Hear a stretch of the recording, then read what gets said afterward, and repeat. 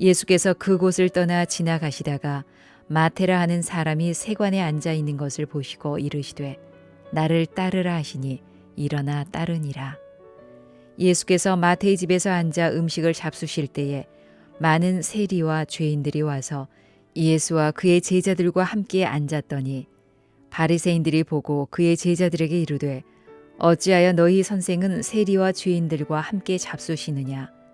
예수께서 들으시고 이르시되 건강한 자에게는 의사가 쓸데없고 병든 자에게라야 쓸데있느니라. 너희는 가서 내가 긍휼을 원하고 제사를 원하지 아니하노라 하신 뜻이 무엇인지 배우라. 나는 의인을 부르러 온 것이 아니요 죄인을 부르러 왔노라 하시니라. 우리가 성경을 읽을 때 또 성경을 보고 해석할 때에 그 중심이 바로 예수님이죠. 아브라함의 이야기, 이삭과 야곱의 이야기, 또 뭐 다니엘, 에스겔, 요셉, 사도 바울 많은 인물들이 나오지만 사실은 성경의 가장 중요한 중심은 바로 예수님입니다. 그 성경 속에서 예수님이 어떤 분이신가 하는 것을 아는 것이 성경을 보는 가장 중요한 관점이에요. 그런 차원에서 오늘 말씀도 예수님이 어떤 분이신가 하는 것을 우리에게 알려주고 있습니다. 여러분, 예수님이 공생의 기간 동안에 많은 사역들을 하셨어요. 우리 올해 표요 가운데서도 이렇게 예수님의 그 삼중직에 관한 것이 나왔는데 가르치시고 또 전파하시고 치유하시고 많은 그런 사역들을 하셨는데 그런 사역들을 통해서 성경이 보여주고자 하는 것은 예수님이 어떤 분이신가 하는 것을 보여주고자 하는 것입니다. 그런 차원에서 오늘 말씀도 예수님이 어떤 분이신가 그런 차원에서 함께 말씀을 나눴으면 좋겠어요. 자, 우리 크게 두 가지 관점에서 함께 말씀을 나눴으면 좋겠어요. 첫 번째는 이겁니다. 같이 한 목소리로 읽어봅시다. 시작. 예수님에게는 모든 죄를 사하는 권능이 있다라고 하는 것입니다. 여러분 1절에 보시면 예수님께서 배를 타시고 다시 이제 본 동네로 가셨는데 여기서 보면은 본 동네는 바로 이 가버나움 지역이에요. 우리가 오늘 읽진 않았습니다만은 9장 1절에 보면은 이 가버나움이라는 동들에 제자들과 함께 가셨을 때에 어떤 사람들이 예수님께 나왔냐면 2절에 여기 보면은 침상에 누운 중풍병자를 사람들이 데리고 오거를 예수께서 그들의 믿음을 보시고 중풍병자에게 이르시되 작은 자야 안심하라 내 죄 사함을 받았느니라.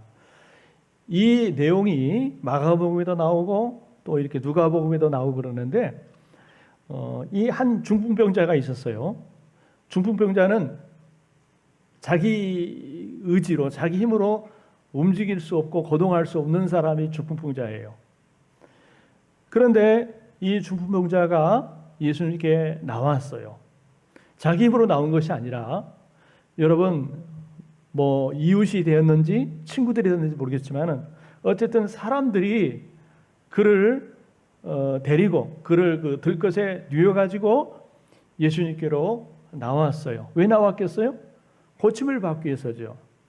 여러분 이 중풍병이라는 것은 의학적으로 뇌에 이상이 있어가지고 혹은 뇌혈관이 터져서 그것이 원인이 돼가지고 양손, 다리, 이 몸을 사지를 마음대로 쓸 수 없는 병이 바로 이 중풍병입니다.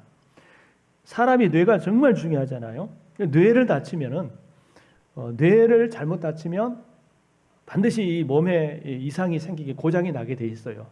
그래서 뭐 왼쪽 뇌, 오른쪽 뇌 어디 뇌를 다치냐에 따라서 왼쪽이 마비가 올 수도 있고 오른쪽이 마비가 올 수도 있고 중풍병이 걸리면은 몸이 마비가 돼가지고 제대로 움직이지를 못해요.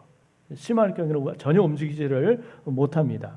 그러니까 이 중풍병자가 이 사람이 중풍병에 걸렸으니 그래서 온 몸을 사용할 수 없으니 자기 마음대로 쓸 수 없으니 얼마나 여러분 절망입니까? 얼마나 낙심입니까? 여러분 소망이 없는 거예요. 그러던 찰나에 예수님께 나아가면 나음을 얻을 수 있다라고 하는 그 믿음을 갖게 됩니다. 그를 예수님께 데려온 그 친구들도 그 사람들도 이 친구를 예수님께 데리고 가면은 고침을 받을 수 있다, 나음을 얻을 수 있다라고 하는 그런 믿음이 있었어요. 그러기에 이 친구를 데리고 들것에 이렇게 눕혀가지고 예수님께 나왔습니다. 예수님이라면, 당시에 많은 병자들을 고치신 예수님이라면 이 중풍병자도 고칠 수 있을 것이다라고 하는 그런 믿음을 가지고 예수님께 나왔어요. 여러분, 그때 예수님께서 이 중풍병자, 그리고 이 중풍병자들을 데리고 나온 이 사람들의, 이 친구들의 모습을 보시고 그 사람들의 믿음을 보시고 뭐라고 말씀하셨냐면, 여기 보니까 작은 자야 안심하라 라고 말씀했어요. 작은 자야 안심하라. 여기 작은 자야라고 하는 표현이 영어식으로 보니까 내 아들아, my son, 내 아들아라고 이렇게 나와 있어요. 그러니까 여러분, 이 중풍병으로 인해서 고통받는 이 사람이 어느 누구도 사실은 그 사람의 고통을 이해해 주지 못했고 알아주지 못했지만, 그러나 예수님이라면은 내 문제를 해결할 수 있을 것이라고 하는 그런 믿음을 가지고 예수님께 나왔을 때, 예수님은 야 중풍병자야 그렇게 부르지 아니하시고 my son, 내 아들아 라고 불러주셨다라고 하는 거예요. 여러분, 주님은 잘나고 똑똑한 사람만 아들, 딸로 불러주신 것이 아니라 허물 많고 이렇게 병들었다 할지라도 믿음을 가지고 주께 나오면 누구라도 내 딸아, 내 아들아 라고 불러주심을 여러분 믿으시길 바랍니다. 자, 그리고 그 다음에 뭐라고 그랬어요? 내 죄사함을 받았느니라 라고 말씀했어요. 여러분, 만일 예수님이 이 병자의 병을 고쳐주셨다면 이렇게 말씀해야 옳을 것 같아요. 내 병이 나았느니라, 네 병이 치료되었느니라 라고 말씀해야 옳을 것 같아요. 그런데 그렇게 말씀하지 아니하시고 뭐라고 말씀했어요? 내 죄사함을 받았느니라 라고 말씀하셨어요. 여러분, 이 사람은 자신의 중풍병을 고침받기 위해서 나왔어요. 그런데 왜 예수님이 이 사람에게 내 병이 나았느니라 말씀하지 아니하시고 내 죄사함을 받았느냐라고 말씀하실까요? 그 이유는 여러분, 표면상으로 이 사람은 중풍병, 육체적인 질병 때문에 나온 것처럼 보이지만, 그러나 예수님이 보실 때에 근본적으로 이 사람의 가진 문제는 밖으로 보여지는 중풍병의 문제가 아니라 그 내면의 죄의 문제라고 하는 것을 아셨기 때문에 그렇습니다.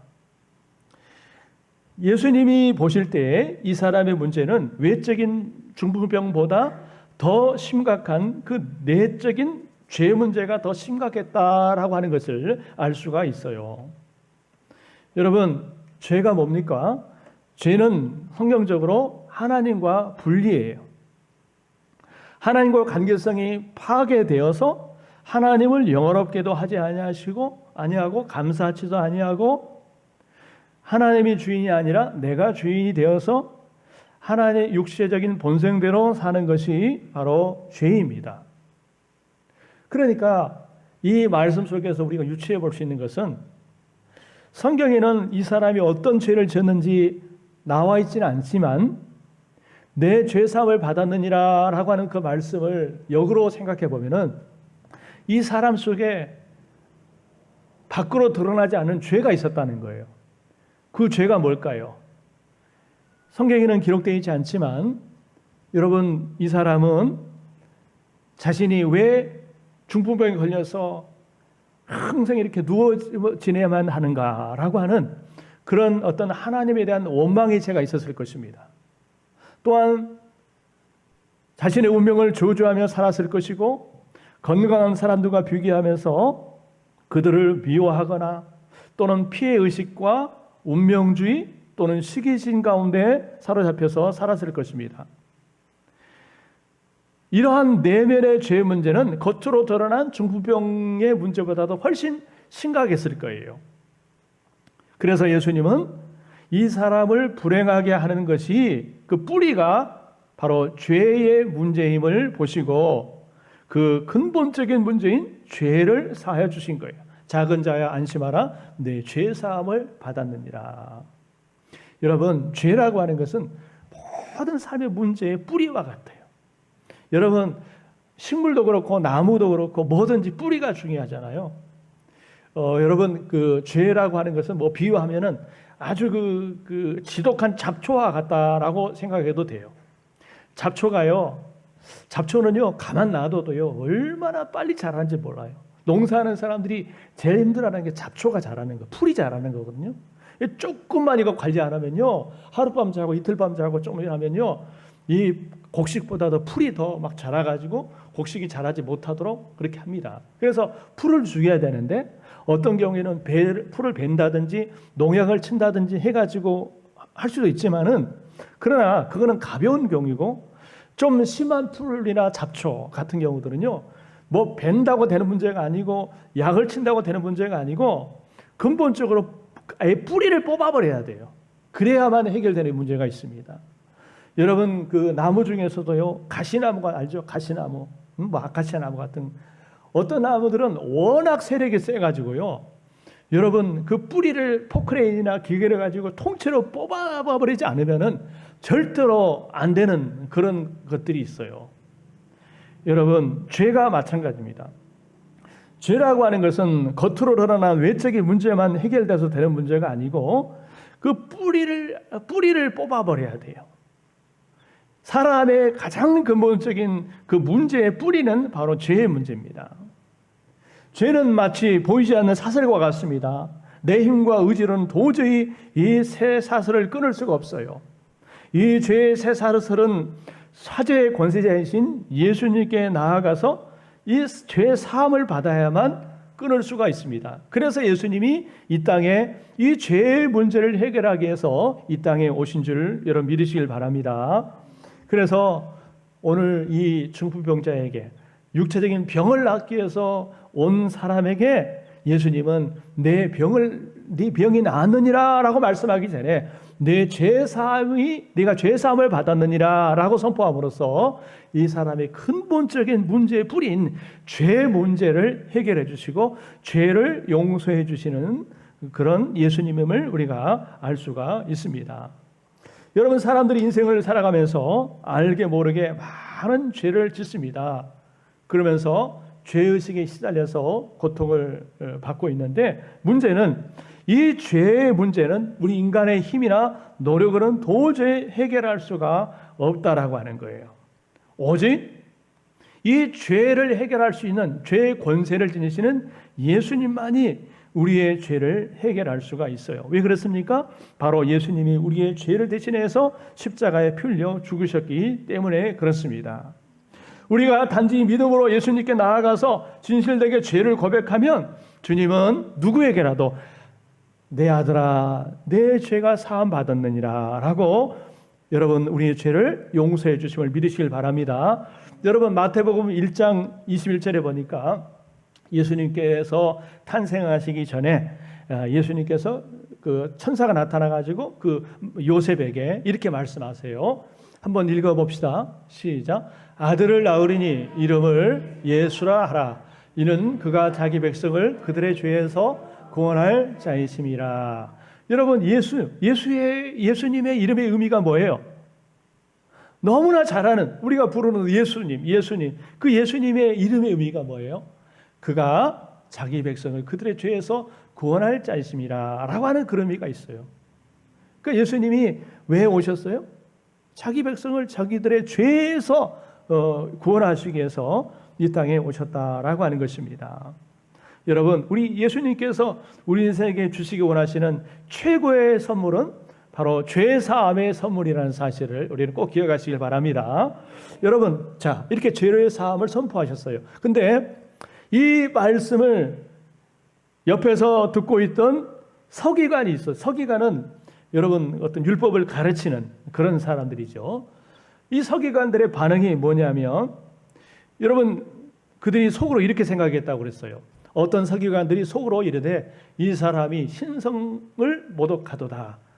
줄여서 말하면 신성모독한다. 그렇게 말해서 그렇게 생각한 거예요. 예수님이 야 중풍병자야, 내 아들아, 내 죄 사함을 받았느니라 하니까 이 옆에서 이거를 보고 듣고 있었던 서기관들이 이 사람 신성모독하네 이렇게 얘기하는 거예요. 여러분, 유대인들에게 있어서 이 신성모독은 제일 큰 죄입니다. 신성모독은 돌로 쳐 죽이는 거예요. 신성모독하면 돌로 쳐 죽이는 죄가 신성모독죄예요.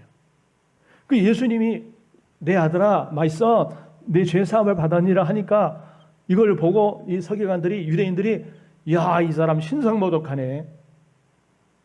왜 이런 얘기를 하냐면 이 죄를 사하는 권세는 하나님께만 있다고 생각을 했어요. 하나님만이 죄를 사할 수 있는 권세가 있다고 생각했거든요. 그런데 그저 평범한 사람 중에 한 사람은 그저 랍비 정도인 사람이 죄를 사하노라 하니까 이해가 안 되는 거예요. 여러분, 그들의 관점에서는요, 죄를 사하는 것은 오직 하나님의 고유 영역이라고 생각했습니다. 그래서 죄사함을 받기 위해서는 어떻게 돼요? 여러분, 구약시대 때 제사를 드리러 갈 때 죄사함을 받으려면 반드시 뭘 가지고 나가야 되죠? 제물을 가지고 나가야 되는 거예요. 이 양이나 염소나 이런 제물들을 가지고 나가가지고 그 제물이 나를 대신해서 여러분 피를 흘리면서 처참하게 죽을 때에 비로소 네 죄사함을 받았느니라 이런 선포를 받는 거예요. 하나님이 그 제물을 받으시고 죄를 사해 주신다, 죄를 용서해 준다라고 그렇게 믿고 있는 거예요. 그런데 예수님이 이런 절차를 무시하고 일방적으로 죄사함을 선포할 때에 이 사람들이 생각하기는 야, 이건 신성모독이다. 신성모독은 가장 큰 죄거든요. 라고 반응한 거죠. 그러자 예수님이 뭐라고 말씀하냐면 6절 우리 한번 읽어봅시다. 시작. 그러나 인자가 세상에서 죄를 사하는 권능이 있는 줄을 너희로 알게 하노라 하시고 중풍병자에게 말씀하시되 일어나 내 침상을 가지고 집으로 가라 하시니. 아멘. 예수님께서 그들의 마음을 아시고 인자가 누구예요? 예수님이죠. 세상에서 죄를 사하는 권능이 있는 줄을 너희로 알게 하노라. 예수님은 자신이 세상에서 죄를 사하는 권능이 있는 줄을 알게 하고자 하셨다라고 하는 겁니다. 여러분, 그렇습니다. 우리 예수님에게는 죄를 사하는 권세가 있는 줄 믿습니다. 왜 그렇습니까? 예수님께서 친히 우리를 위한 속죄 제물이 되셨기 때문에 그래요. 히브리서에 보면은 예수님을 대제사장으로 표현하고 있어요. 일반 제사장이 아니라 제사장들의 대표인 대제사장으로 히브리서 기자는 예수님을 설명을 하면서 이렇게 얘기를 합니다. 좀 깁니다만 우리 같이 한번 읽어봅시다. 시작. 이러한 대제사장은 우리에게 합당하니 거룩하고 악이 없고 더러움이 없고 죄인에게서 떠나 계시고 하늘보다 높이 되신 이시라. 그는 저 대제사장들이 먼저 자기의 죄를 위하고 다음에 백성의 죄를 위하여 날마다 제사 드리는 것과 같이 할 필요가 없으니 이는 그가 단번에 자기를 드려 이루셨습니다. 아멘. 제사장은 백성들을 대신하여 제사를 드리는 사람 아닙니까? 여러분, 그런데 예수님은 일반 제사장이 아니고 제사장 중에서 대표인 대제사장이 되셔서 여러분 하나님께 제사를 드리는데 자신을 제물로 드려서 이 모든 제사들을 완성하셨다라는 것입니다. 자신의 몸을 제단에 제물로 드리심으로 우리의 모든 죄값을 다 치르시고 용서해 주셨다라고 하는 것입니다. 그러므로 예수님은 능히 죄를 사할 권세가 있습니다. 그러므로 이 병자에게 말씀하셨던 것처럼 내 죄사함을 받았느니라 라고 말할 수 있는 권세가 있다. 신성모독이 아니라 예수님 자신이 신성을 지니신 하나님의 아들이십니다. 그리고 그 죄를 사하는 권세를 여러분 가지고 계시다는 거예요. 예수님은 무한한 권세를 가지고 계셔요. 그죠? 하늘과 땅을 다스리시는 권세, 병을 치유하시는 권세, 귀신을 쫓아내는 권세, 바람과 바다를 잔잔케 하시는 권세, 많은 권세들이 있지만 가장 큰 권세는 뭐냐면 예수님은 죄를 사하는 그런 권세가 있다라고 하는 거예요. 할렐루야. 여러분, 죄의 싹은 사망이에요. 누구라도 죄의 싹으로 죽어야 되고, 사실 우리가 죽었던 인생인데 그 예수님이 우리에게 오심으로 말미암아 죄와 허물로 죽었던 우리들의 죄를 여러분 사하시고 우리에게 영원한 생명, 새 생명을 우리에게 주신 줄 여러분 믿으시길 바랍니다. 그래서 이걸 증명하기 위해서 이 병자에게 내 죄사함을 받았느니라 라고 말씀하세요. 자, 그러면서 일어나 내 침상을 가지고 집으로 가라 라고 말씀하세요. 그때 어떤 역사가 일어났어요? 7절 8절 한번 읽어봅시다. 시작. 그가 일어나 집으로 돌아가거늘 무리가 보고 두려워하며 이런 권능을 사람에게 주신 하나님께 영광을 돌리니라. 아멘.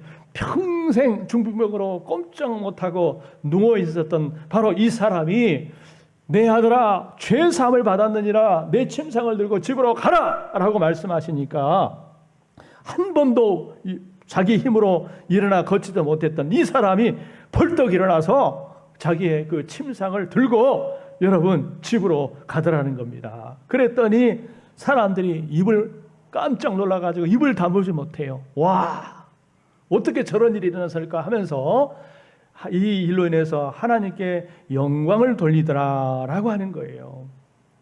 예수님께서 이 죄를 사시자 중풍병자의 팔다리에 힘이 생기고 스스로 일어났어. 이제는 그 인생이 예전의 인생이 아니라 새로운 인생을 살게 됐던 것처럼 누구라도 우리가 예수님을 만나고 그 예수님으로 말미암아 죄 사함을 받으면 여러분 중풍병자가 새로운 인생을 살았던 것처럼 우리 인생이 새로운 인생으로 변화되감을 믿으시길 바랍니다.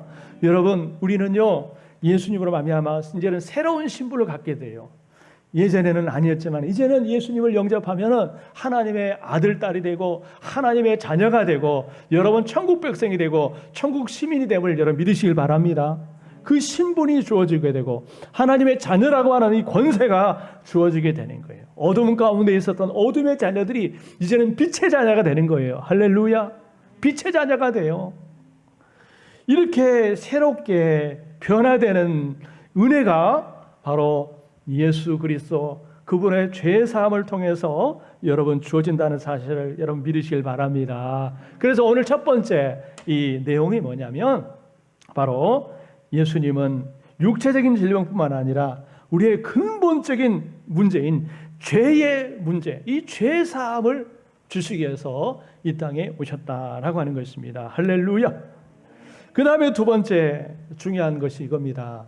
한번 우리 읽어봅시다. 시작. 예수님은 의인을 부르러 오신 것이 아니라 죄인을 부르러 오셨다. 아멘. 자, 9절 말씀 한번 읽어봅시다.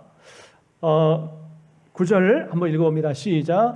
예수께서 그곳을 떠나 지나가시다가 마테라 하는 사람이 세간에 앉아있는 것을 보시고 이르시되 나를 따르라 하시니 일어나 따르니라. 여러분 앞에 읽었던 그 사건과 그 다음에 일어난 사건이 이제 이어지는데 이 내용은 바로 마태를 제자로 부르시는 내용입니다. 마태를 다른 말로 레이라고 그러고요. 이름이 레이라고 해요. 레이라고도 하고 마태라고도 하는데 여러분 이 예수님이 이제 마태를 제자로 부르시는 그런 내용입니다. 여러분 이 마태의 직업은 뭐였어요? 세리였습니다. 여기 세간이 앉았다고 했잖아요. 오늘날로 말하면 세무소에 일하는 사람을 무슨 공무원이라고 그러죠?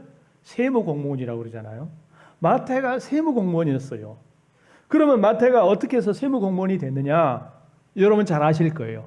당시는 이스라엘을 누가 다스렸어요? 로마가 다스렸잖아요. 로마가 여러분 이스라엘뿐만 아니라 많은 나라들을 정복하고 지배하며 다스리는데 여러분 그 피지배국 사람들로부터 세금을 걷어들일 거 아닙니까? 세금을 걷어들이잖아요. 그런데 자기 나라 사람들이 일일이 다 하는 것이 아니라 그 나라, 그 피지배국 믿는 사람 중에서 사람을 뽑아가지고 이 세금 걷는 일을 맡기는 거예요. 그 사람 중에 한 사람이 바로 누구예요? 이 마태입니다. 그러니까 로마를 대신해서 그 피제배국민들에게 세금을 걷어가지고 로마에 상납하는 일을 하는 사람이 바로 이 세무공무원이에요. 그 중에 한 사람이 마테라는 거예요. 그런데 본인이야 그 일로 인해서 편안한 자리를 앉고 또 돈을 벌고 부자가 되고, 왜 부자가 되냐면요, 여러분 잘 아실 거예요. 여러분 로마 정부에서 일정량의 세금을 이제 부과를 하잖아요. 야, 이 정도만 걷어라. 그러면은 그 정도만 걷어서 바치면 되는데, 대체적으로 세무 공무원들이 야, 10만 원만 걷어라. 그러면은 20만 원을 걷어가지고 10만 원은 바치고 나머지는 자기가 다 갖는 거예요. 그러니 당시에 세리들은 다 부자야, 부자. 자기가 땀 흘려서 부자가 된 것이 아니라 자기 동족들에게 불합리하게 세금을 걷어가지고 중간에서 인마이 포켓 그냥 자기가 착취를 하다 보니까 다 부자야. 그러니 여러분, 자기 동족들이 이 세리들을 좋아하겠어요? 세리들을 하면은 그냥 아주 나쁜 놈들이야. 아주 로마의 그 앞잡이 역할을 하면서 자기 동족들의 피를 빨아먹는 아주 나쁜 사람이 이 세리들이란 말이에요. 그 중에 마태예요. 그죠? 그 중에 한 사람이 마태입니다. 그러니까 동족들이 다 싫어하는 거예요. 아유, 저 나쁜 놈들. 옛날 일본 앞잡이 노릇했던 사람처럼, 아유, 저 나쁜 놈들, 상정을 못할 놈들. 그래서 당시에 세리, 창기, 뭐 이런 사람들, 이런 사람들과 똑같이 저 사람들은 죄인, 상정 못할 사람들, 이렇게 여겼어요. 그러니까 세리는 돈은 벌었을지 모르지만, 그래서 높은 자리에 앉았을지 모르지만 외로웠어요. 왜? 사람들이 상정을 안 하거든요. 저 나쁜 놈이니까 얼마나 인생이 고달프고 외롭겠습니까? 그렇죠? 공허하겠어요. 여러분, 그때에 예수님이 마태를 찾아오신 거예요. 그러면서 여기 보니까 예수님이 마태라는 사람이 세간에 앉아있는 것을 보시고 그랬어요. 봤다라고 하는 것은 단순히 눈으로만 마태가 있네 보신 것이 아니라, 이 보셨다는 의미는 뭐냐면은 마태가 어떤 사람이고 어떤 문제를 가지고 있고 어떤 내면의 문제를 가지고 있고 어떤 마음의 공고함을 가지고 있고 어떤 아픔을 겪고 있고, 이걸 다 보셨다는 거예요. 여러분, 예수님은 우리의 중심을 다 보시는 줄 믿습니다. 그래서 그 마태, 야, 너 나 따라와라. 이게 뭐예요? 제자로 부르시는 거죠. 제자로 부르시는 거예요. 그랬더니 마태가 일어나서 곧 따랐다 그랬어요. 모든 그 부유한 자리, 높은 자리, 좋은 자리, 편안한 자리, 돈 버는 자리를 다 버려두고 예수님을 따라갔다. 예수님이 제자가 됐다라고 하는 것입니다. 여러분, 그리고 나서 마태는 주님의 은혜에 감사해서 잔치를 벌였어요. 예수님과 예수님의 제자들을 자기 집으로 초청하고, 뿐만 아니라 많은 사람들, 당시에 뭐 동료 세리라든지 죄인들을 초청해가지고 집에서 잔치를 벌였어요. 식사 교제를 나눴어요. 그런데 이러한 모습을 보면서 또 비아냥거리는 무리들이 있었어요. 누굴까요? 바로 바리새인들입니다. 신약 성경에서 대표적으로 예수님과 적대적인 관계에 있었던 사람이 누구냐면은 이 바리새인들이, 종교 지도자들. 이 사람들이 이걸 보고서 막 비아냥거리면서 뭐라고 말해요? 11절 한번 읽어봅니다. 시작. 바리새인들이 보고 그 제자들에게 이르되 어찌하여 너희 선생은 세리와 죄인들과 함께 잡수시느냐. 여러분, 이 그들의 눈에는요, 바리새인들, 유대인의 관점에서는요, 이 세리들, 죄인들과 함께 밥을 먹고 교제를 하고 말을 섞고, 이거는요 있을 수 없는 일이에요. 상정가 있을 수 없는 일인데 지금 예수님이 그런 일을 하고 있으니 도저히 이해가 안 되는 거예요. 상정 못할 세리들, 죄인들과 함께 같이 식탁 교제를 나눈다, 밥을 먹는다, 말을 섞는다, 이거는 도저히 있을 수 없는 일이에요. 이건 불결하다, 더럽다라고 생각한 거예요. 그래서 야, 너네 선생은 그게 어떻게 그런 수가 있니? 하면서 막 비아냥거리면서 조롱을 하고 있는 것입니다. 이 사람들의 개념은요, 이 바리새인들의 의미가 뭐냐면, 바리새인들이 뜻이 뭐냐면은 자칭 구별되다, 그런 뜻입니다.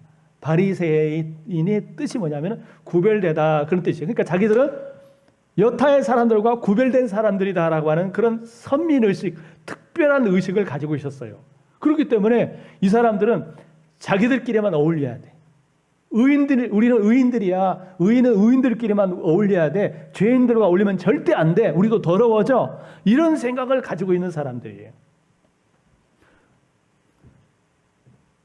여러분, 그런 생각을 가지고 있는데 예수님이 그런 사람들과 같이 밥을 먹고 어울리니 이해가 안 되는 거예요. 이해가 안 되는 거예요. 그래서 비아냥거릴 때에 예수님이 뭐라고 말씀하세요? 오늘 말씀이 아주 중요한 말씀이에요. 12절 한번 읽어봅시다. 시작. 예수께서 들으시고 이르시되 건강한 자에게는 의사가 쓸데없고 병든 자에게라 쓸데가 있느니라. 여기 보니까 아주 중요한 비유가 나와요. 예수님은 자신을 뭘로 비유하고 있어요? 의사로 비유하고 있어요. 의사. 그리고 여기 세리들, 또 이렇게 병든 사람들, 죄인들을 뭐로 비유해요? 병든 자. 여러분, 의사가 있으면 환자가 있잖아요. 환자가 있으면 의사가 있잖아요. 그러니까 여러분, 이 말씀 속에는 예수님이 어떤 분인가, 예수님 왜 이 땅에 오셨는가에 대한 그런 목적을 말씀해 주고 있어요. 여러분, 예수님이 이 땅에 뭘로 오셨어요? 예수님이 이 땅에 누구로, 어떤 모습으로 오셨어요? 여기 나와 있잖아요. 무엇으로 오셨어요? 어렵으면 질문이 오셨습니까? 의사로 오셨어요. 할렐루야. 근데 그냥 의사가 아니라 육체적인 질병만을 치료한 것이 아니라 우리의 삶의 모든 문제, 죄의 문제, 영적인 문제, 모든 문제를 고치시고 치료하시는 영혼의 의사, 영적인 의사로 이 땅에 오신 줄 믿으시길 바랍니다. 그럼 의사가 있으면 환자가 있잖아요. 여러분, 병든 자, 병든 자는 환자들이에요. 죄인들, 세리들, 이런 사람들이 사실은 예수님 앞에서는 병든 자와 같아요. 병든 자는 어떻게 해야 돼요? 고쳐야 되잖아요. 너 왜 병들었어? 이 나쁜 놈, 더러운 놈. 정죄할 대상이 아니에요. 병자는 정죄할 대상이 아니고 뭐가 필요해요? 치료가 필요한 사람들이에요. 사랑이 필요하고 관심이 필요하고 치료가 필요한 사람들이지, 병자라고 해서 내치고 무시하고 깔보을 사람들이 아니라는 거예요. 아무리 세상의 관점에는 세리들이고 죄인들이고 가난하고 못 배우고 상종 못할 사람들이 할지라도 우리 예수님은 그 사람들을 내치러 오는 것이 아니라 여러분, 그 사람들을 치료하고 고치시러 이 땅에 오신 줄 믿으시길 바랍니다.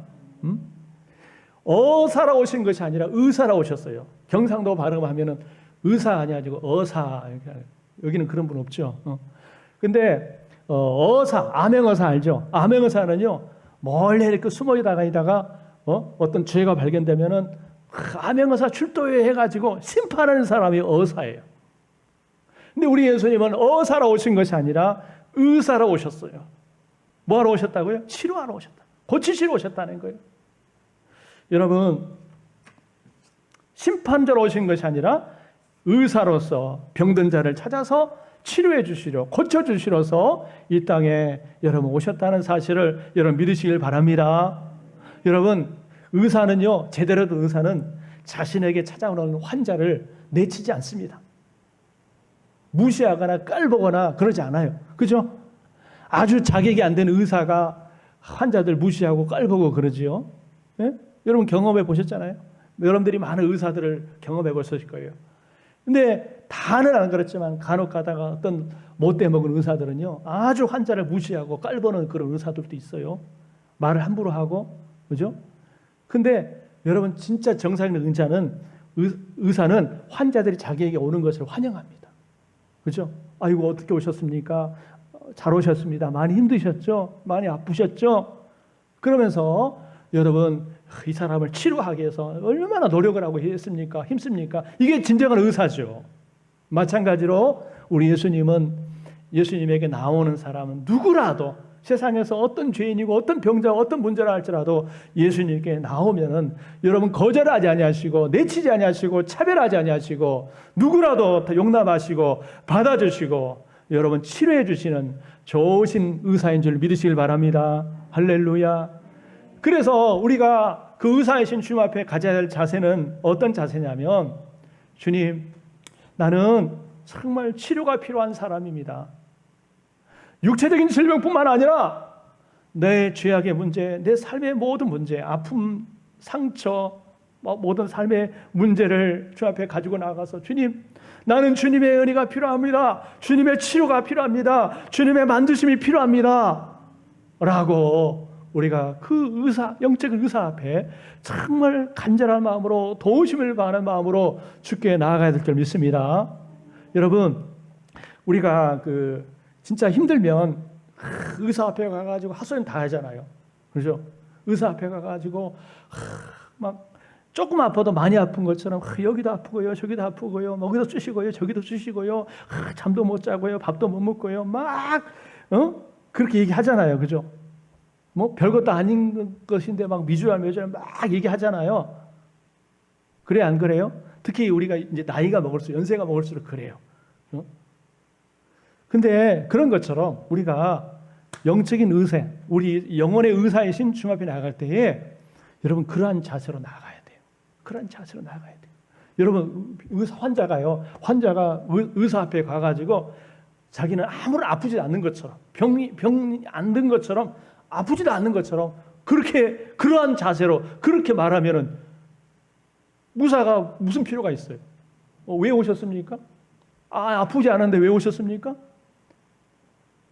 그럴 거 아닙니까? 그죠? 안 아픈데 왜 의사를 찾아가냐는 거예요. 그 의사 앞에 갔을 때는요, 여기도 아프고요, 저기도 아프고, 구체적으로 다 아프다는 것을 인정을 해야 돼요. 인정을 해야 치료가 되지요. 마찬가지로 우리가 정말 주님의 치료와 주님의 그 만드심을 경험하려면 정말 이런 마음이 필요합니다. 주님, 나는 죄인입니다. 병든 죄인입니다. 내가 이런 아픔이 있습니다. 내가 이렇게 연약함이 있습니다. 주님 앞에 왔사오니 주여, 나를 불쌍히 여겨주세요. 나를 치료해 주세요. 나를 고쳐주세요. 이러한 겸손함, 이러한 정말 주님만을 의지하는 겸손함이 있을 때 여러분, 주께서 우리를 불쌍히 여겨주시고 우리를 치료해 줄 줄 믿으시길 바랍니다. 그리고 이제 주님이 원하시는 게 뭐냐? 여러분 보세요. 한번 읽어봅시다. 시작. 너희는 가서 내가 궁유를 원하고 제사를 원하지 아니하노라 하는 뜻이 무엇인지 배우라. 나는 의인을 부르러 온 것이 아니요 죄인을 부르러 왔노라. 당시 유대인들 종교지자들은요, 제사는 아주 잘 드렸어요. 온갖 재물을 가지고 제사를 잘 드렸어요. 그러나 문제가 뭐예요? 궁율의 마음이 없었다는 거예요. 궁율의 마음. 궁율적인 마음이 뭐죠? 불쌍히 여기는 마음. 연약한 자, 병든 자, 이 사람들을 불쌍히 여기는 마음이 궁율의 마음인데 이 사람들에게는 그게 없었다는 거예요. 예수님이 뭘 원하세요? 내가 그런 제사들을 원하는 것이 아니라 궁율의 마음을 원한다. 그러면서 아주 중요한 말씀을 하세요. 오늘 말씀의 핵심이 그거예요. 나는 의인을 보러 오는 것이 아니라 누구를 보러 왔어요? 죄인을 보러 왔다. 예수님이 의인을 보러 온 게 아니에요. 세상에 잘나고 잘난 척하고 뭐 죄 없다 그러고 자기 의로 가득 찬 그런 사람을 위해서 오신 것이 아니라 여러분, 죄인을 위해서 예수님이 이 땅에 오심을 여러분 믿으시길 바랍니다. 그러니까 여러분, 예수님은 뭐 선행을 많이 한 사람, 착한 사람, 도덕적으로 남보다 나은 사람, 이런 사람을 위해서 오신 것이 아니에요. 세상에 그런 사람도 없지만, 의인인 사람, 의인은 없나니 하나도 없다고 그랬던 것처럼 의인도 없지만 자기가 의인인 것처럼 그렇게 뻐기고 교만하고 잘난 척하고 그런 사람을 위해서 오신 것이 아니라 정말 자기가 죄인임을 인정하고 주님의 은혜를 겸손히 구하는 바로 그런 사람을 위해서 예수님이 이 땅에 오신 줄 믿으시길 바랍니다. 할렐루야. 그러니까 중요한 것은 우리가 주님 앞에 나올 때 의로운 척하면 안 돼요. 세상에 어느 누가 주님 앞에서 의로운 사람이 어디 있습니까? 다 죄인이죠. 자기가 주님 앞에서 의로운 척하고 목이 힘들고 그런 사람들은 정말 교만한 사람들이에요. 나는 환자입니다. 치료가 필요한 사람입니다. 나는 죄인입니다. 나는 병자입니다. 나는 실수도 많고 잘한 것도 없고 못난 사람입니다. 그래서 주님이 필요합니다. 주님의 의사이신 주님이 필요합니다. 이렇게 바짝 엎드려서 주께 나오는 사람을 주께서 여러분 원하심을 믿으시길 바랍니다. 여러분, 그래서 우리가 주님 앞에 나올 때는요, 있는 모습 그대로 나와야 돼요. 있는 모습, 연약한 모습 그대로, 죄악된 모습 그대로, 더러운 때 묻은 모습 그대로 나오는 사람이 겸손한 사람. 주님이 그걸 원하시는 사람이에요. 여러분, 우리가요, 잘 보세요. 이제 말씀을 마무리할 거예요. 우리가 목욕 다 하고 깨끗하게 하고, 나는 뭐 잘 이제 이번 한 주간 잘 살았어. 나는 뭐 별 문제 없이 잘 살았어. 그냥 목욕 다 하고 손 다 씻고 나는 뭐 이 정도면 이제 주님 앞에 떳떳해. 나는 뭐 괜찮아. 이런 모습을 가지고 주님 앞에 나오려고 하지 마십시오. 주님 앞에서는요, 아무것도 아니에요. 아무것도 아니에요. 여러분, 우리의 삶이요, 교회 안에서의 삶과 교회 밖에서의 삶이 다를 수가 있어요. 교회 안에서는 이렇게 거룩하게 예배드리지만 교회 밖에 나가면요, 주님 말씀대로 살아가려고 했는데 또 연약한 인간인지라 넘어지고 실수하고 죄를 짓고 못된 짓 하고 해서는 안 될 행동, 해서는 안 될 말을 하고, 여러분 그럴 수 있어요. 그래서는 안 되겠지만 자꾸 넘어집니다. 실수합니다. 목사도 그러거든요. 그러다 보면 어떤 일이 생기냐면 이 죄의식이 생겨요. 내가 이렇게 형편없는 사람인데 내가 이따위 모습 가지고, 이 형편없는 모습 가지고 또 주님 앞에 가서 예배드리고 뭐 교사도 하고 봉사도 하고 찬양대도 하고 뭣도 하고 이건 너무 가정적이야, 너무 예식적이야, 이거는 나 옳지 않은 거야 하면서 자기의 그런 모습 때문에 여러분 하나님 앞에 나오지 않고 예배에 나오지 않는, 만약 그런 모습이라면 그건 옳은 게 아닙니다. 우리가 세상 속에서 정말 흠없이 문제없이 사는 사람이 있습니까? 아무도 없어요. 다 넘어지고 실수합니다. 그러나 주님은 그럼에도 불구하고 네 모습 그대로 와라. 목욕하고 손 씻고 깨끗한 옷 입고 그 모습을 오려고 하지 말고 그냥 더럽고 때 묻은 모습 그대로 와. 그러면서 주님, 내가 내 모습 그대로 왔습니다. 죄의 모습, 넘어지고 실패한 모습 그대로 왔습니다. 주님 용서해 주십시오. 주님의 궁일이 필요합니다. 자비가 필요합니다. 바로 그러한 모습으로 나올 때 주님은 바로 그런 사람들을 받아주시고 치료하시고 용서하시고 회복해 주심을 여러분 믿으시길 바랍니다. 할렐루야. 우리 하나님은 궁일의 하나님이요, 자비의 하나님이요, 의인을 보러 온 것이 아니라 죄인을 보러 오셨어요. 오늘 이 주님을 만나시고 그 주님으로 말미암아 우리가 치유함받고 또 회복의 은총을 누리시기를 주님의 이름으로 축원합니다. 기도하겠습니다.